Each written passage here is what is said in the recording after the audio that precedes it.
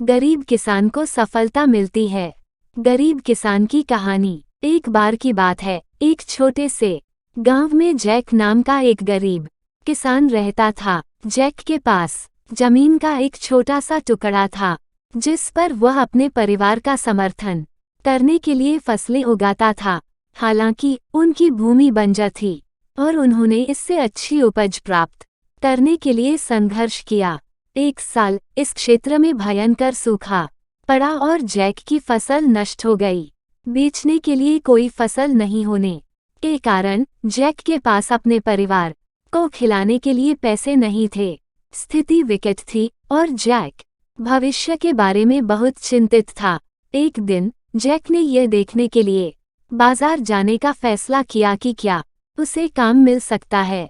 उसकी मुलाकात एक अमीर व्यापारी से हुई जो अपनी जमीन के लिए एक किसान की तलाश कर रहा था। जैक ने नौकरी स्वीकार कर ली और व्यापारी की जमीन पर काम करने लगा।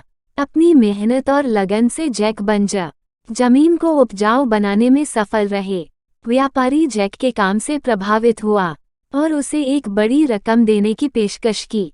हालांकि जैक ने पैसे देने से इनकार कर दिया और व्यापारी से उसकी मदद करने के लिए कहा। व्यापारी सहमत हो गया और उसने जैक को अपनी भूमि पर बोने के लिए कुछ बीज दिए।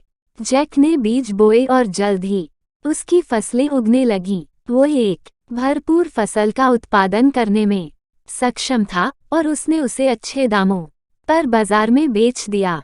उसने जो पैसा कमाया उससे जैक अपने परिवार का भरण पोषण करने में सक्षम हो गया और यहाँ तक अपनी जमीन पर काम करने के लिए कुछ नए उपकरण भी खरीद लिए। वह अब एक गरीब किसान नहीं था बल्कि एक सफल किसान था। यह सब उसकी कड़ी मेहनत और एक दयालु व्यापारी की मदद के कारण था।